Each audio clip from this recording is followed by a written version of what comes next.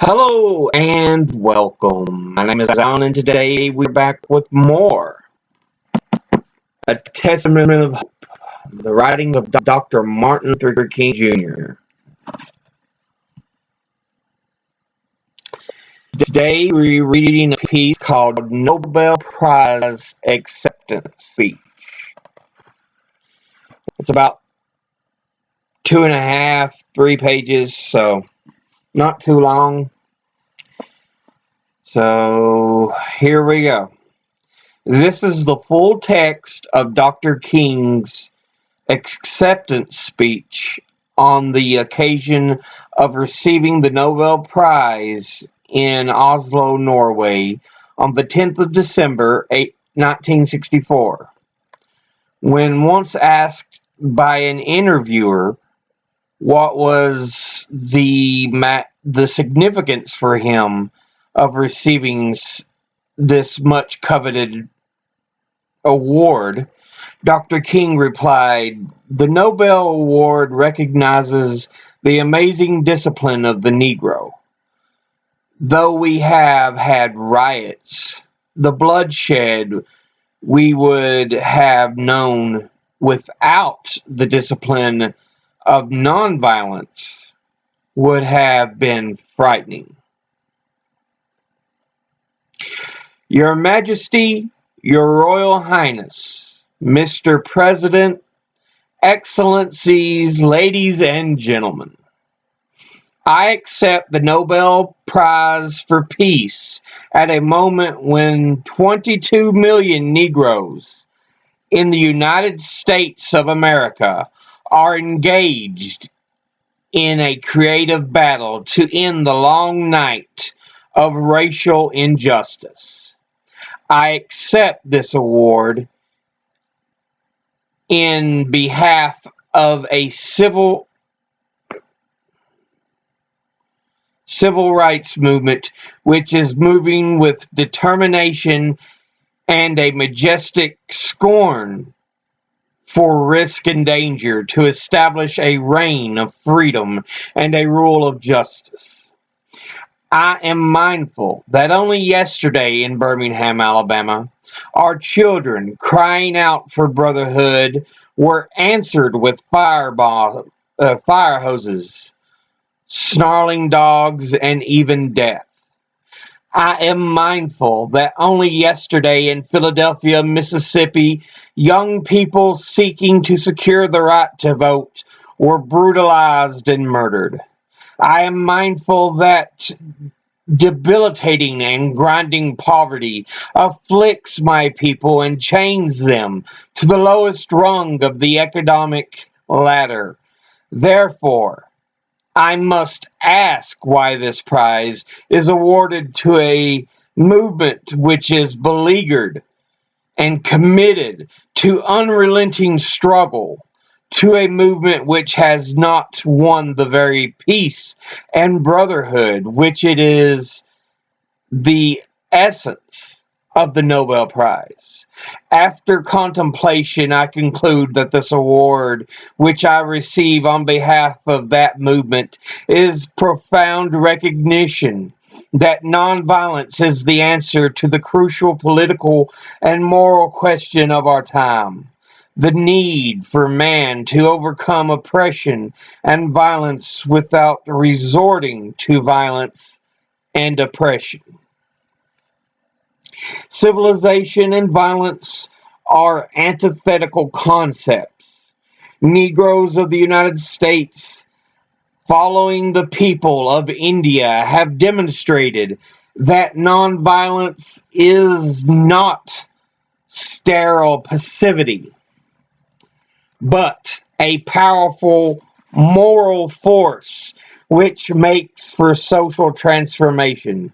Sooner or later, all the people of the world will have to discover a way to live together in peace and thereby transform this pending cosmic elegy into a creative psalm of brotherhood.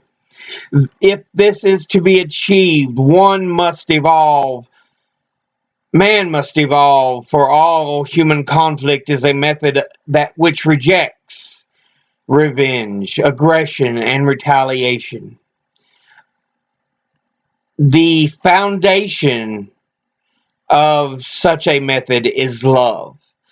From the depths of my heart, I am aware that this prize is much more than an honor to me personally.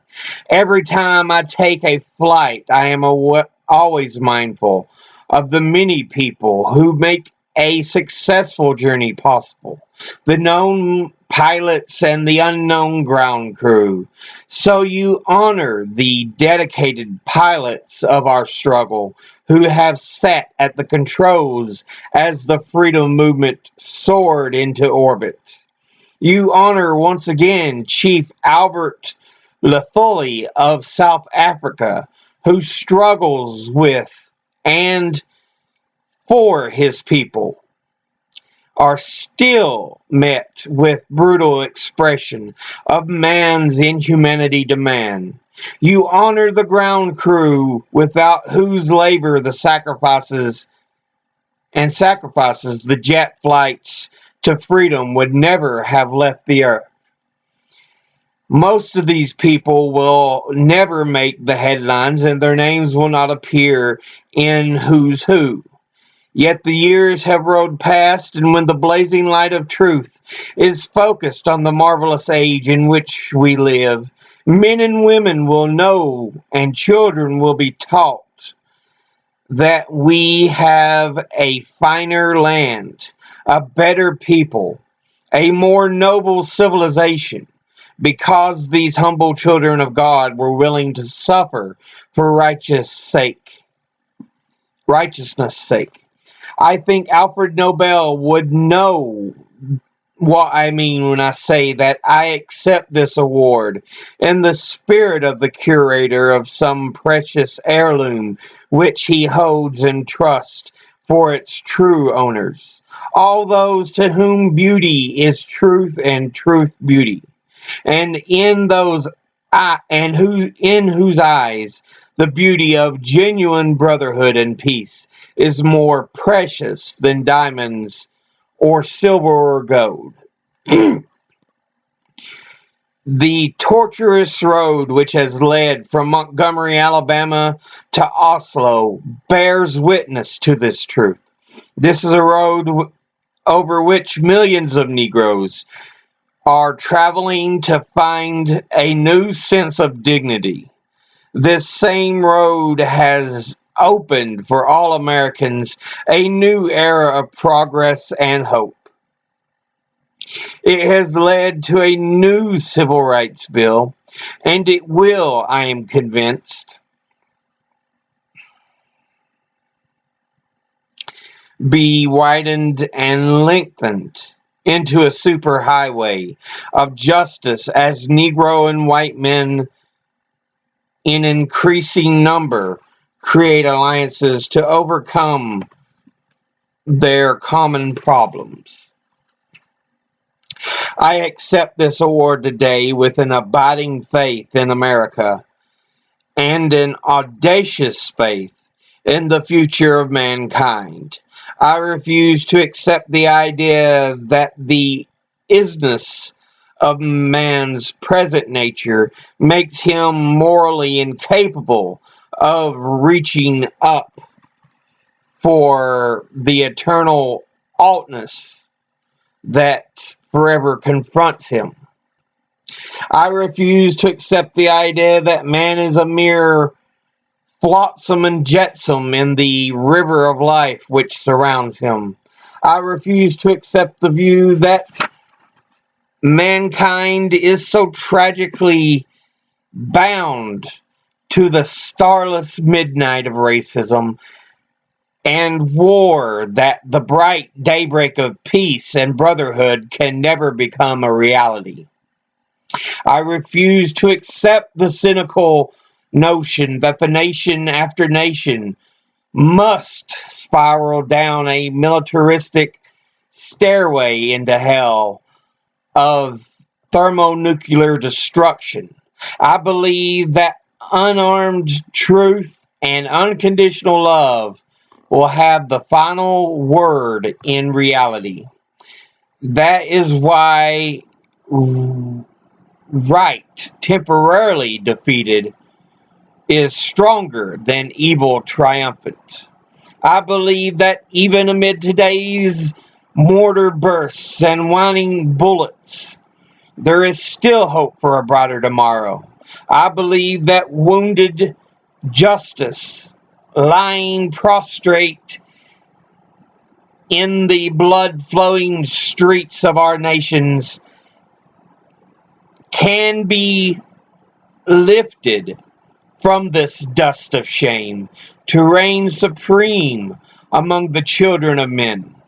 I have the audacity to believe that peoples everywhere can have 3 meals a day for their bodies, education and culture for their minds, and dignity, equality, and freedom for their spirits. I believe that what self-centered men have torn down, men other-centered can build up. I still believe that one day mankind will bow before the altars of God and be crowned triumphant over war and bloodshed, and nonviolent redemptive good will proclaim the land, the rule of the land. And the lion and the lamb shall lie down together, and every man shall sit under his own vine and fig tree, and none shall be afraid. I still believe that we shall overcome. This faith can give us courage to face the uncertainties of the future. It will give our tired feet new strength as we continue our forward stride toward the city of freedom. When our days become dreary with low hovering clouds, and our nights become darker than 1,000 midnights, we will know that we are living in the creative turmoil of a genuine civilization struggling to be born. Today, I come to Oslo as a trustee, inspired with renewed dedication to humanity. I accept this prize on behalf of all men who love peace and brotherhood. Originally published in Liberation Issue 10, January 1965, pages 28 and 29. The quotation comes from his Playboy interview in 1965. The complete text of this interview appears later in the book.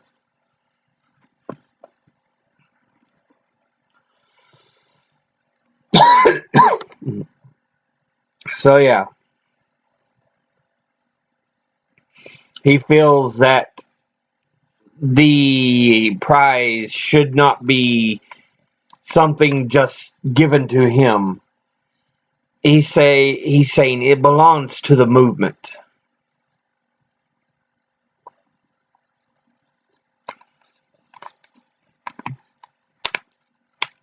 And even though that movement is still struggling and still has more to finish, it is not yet done.